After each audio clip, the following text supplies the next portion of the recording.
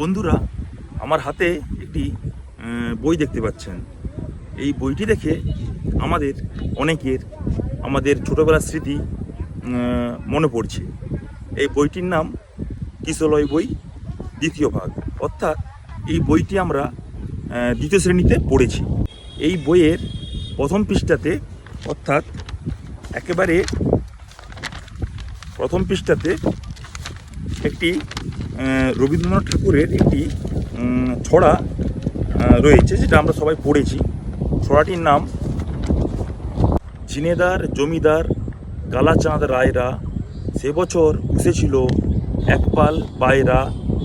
বড়োবাবু খাটিয়াতে বসে বসে পান খায়, পায়রা আগিনা জুড়ে খুঁটে খুঁটে ধান খায়। হাঁসগুলো জলে চড়ে আঁকা বাঁকা রকমে, পায়রা জমাই সভা বক বক বকমে। এই ছড়াটির সঙ্গে আমরা সবাই পরিচিত।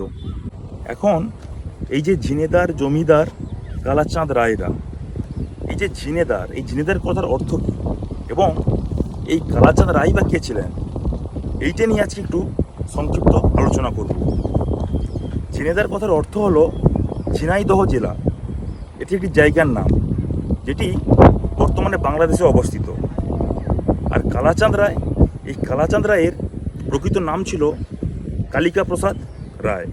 তিনি শৈশবে একজন রাখাল ছিলেন, কিন্তু তীরন্দাজিতে তিনি ছিলেন খুব পারদর্শী। সে সময় দক্ষিণ শাহবাজপুর এলাকাতে গ্রিক বণিকেরা লবণ ব্যবসা করত। এই কালাচাঁদ রায়ের তীরন্দাজিতে পারদর্শিতা দেখে গ্রিক বণিকেরা কালাচাঁদকে তাদের দেহরক্ষী হিসাবে নিয়োগ করেন। এর কিছুদিন পরেই গ্রিক বণিকেরা একটি জনরোষে পড়ে এবং এই কালাচাঁদ রায় একজন গ্রিক বণিককে ওই জনরোষের হাত থেকে বাঁচিয়ে নিয়ে আসেন। এতে খুশি হয়ে সরকার কালাচাঁদকে হাজিপুর এবং সৈয়দপুরের কিছু হাওলা প্রদান করেন।